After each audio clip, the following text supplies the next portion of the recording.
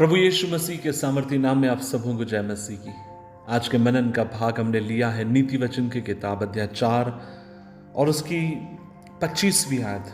Book of Proverbs chapter 4 verse 25 लिखा है, तेरी आंखें सामने की ओर लगी रहें और तेरी पलकें आगे की ओर खुली रहें। अजीजों, परमेश्वर का वचन आप समझ से इस बात को कहता है, let your eye look straight ahead and keep looking right in front of you. अजीजों, क्या कभी आपने इस तरीके से किया है कि आप एक दीवार के ऊपर से या सकरी दीवार के ऊपर से आप चल रहे हैं और आगे की तरफ आप बढ़ रहे हैं, लेकिन जब आप दीवार के ऊपर से चल रहे होते हैं, मैं ऊंचाई की छत के ऊपर की बात नहीं कर रहा हूँ, लेकिन कभी कभी पगडंडियों में और किसी के प्लॉट में छोटी छोटी दीवारें बनी रहती। मुझे याद है, मैं नागपुर शहर का रहने वाला हूँ और जिस जगह में रहता था, मेरे घर से थोड़ी दूर कलकत्ता रेलवे लाइन जाती और अधिकांश समय कभी कभी हम लोग जब पटरियों के आसपास खेलने जाते तो हम मित्र आपस में प्रतिस्पर्धा करते कि कौन पटरी के ऊपर स्ट्रेट चल सकता है, और जो गिर जाता वो हार जाता। और ठीक उसी प्रकार परमेश्वर का वचन आपसे मुझसे कहता है कि आपका मेरा जीवन भी ठीक उसी प्रकार से। कई बार जब आप और मैं आगे की तरफ देखते गए, चलते गए, क्योंकि अगर आपको पटरियों के ऊपर चलना है तो आपको अपने बैलेंस को बना के रखना है, आपको सामने की ओर देखना है, आपको सचेत रहने की जरूरत है, आपके कानों को खुला रखने की और आपके मस्तिष्क को अलर्ट रहने की जरूरत है। और जीवन भी आपसे मुझसे यही उम्मीद करता है, क्योंकि जीवन में जब आप और मैं आगे की तरफ बढ़ते हैं, अपने जीवन के भीतर बहुत सारी चीजें ऐसी हैं जो आपको मुझे डिस्ट्रैक्ट कर सकती हैं।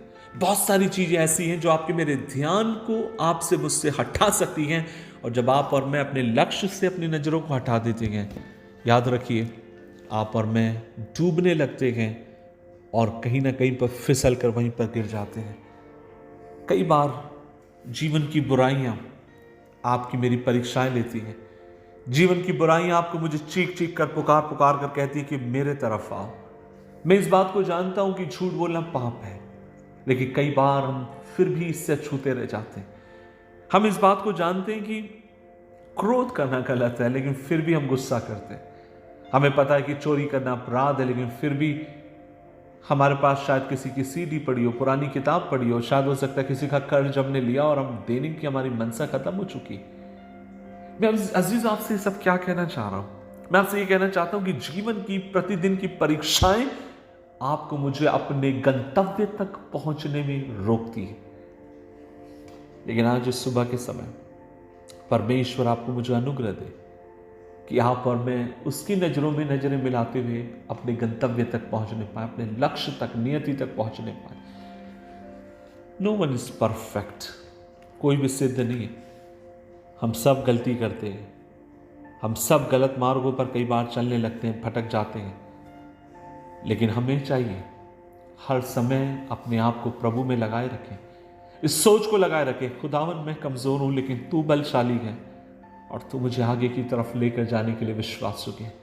आज इस सुबह के समय जो मेरे संदेश को सुनने वाले मेरे भाई, मेरी बहन, यदि आपको लगता है कि जीवन में किसी क्षेत्र में आपसे गलती हो गई, आप गलत हो गए, जिस मार्ग पर आपको नहीं जाना चाहिए था वहां चले गए, जहां आपका रिश्ता नहीं होना चाहिए था वहां पर आपने किया है, आपको पता है कि जो आप कर रहे हैं वो सरासर गलत है, और इन सब के बावजूद भी यदि आज आप उसमें लगे हुए, तो याद रखिए ये चीजें आपको मुझे अपने गंतव्य तक कभी पहुंचने नहीं देंगे, उन आशीषों तक कभी पहुंचने नहीं देंगी जिन्हें परमेश्वर ने आपके लिए मेरे लिए रखा है।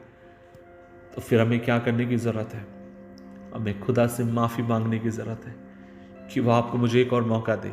हमें प्रभु से अनुग्रह मांगने की जरूरत है कि वह आपको मुझे क्षमा करे और हम फिर ट्रैक पर आ जाएं, उस पटरी पर आ जाएं और चलते हुए आगे की तरफ प्रभु के नाम से हम पहुंचने पाए। आइए मिलकर दुआ करें।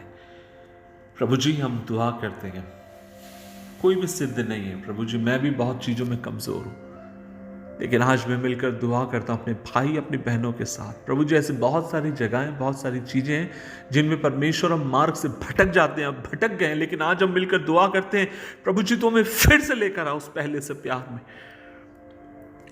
ताकि अपने ट्रैक पर हम आए, उस पटरी पर हम पहुंचे जहां तू हमें लाना चाहता है।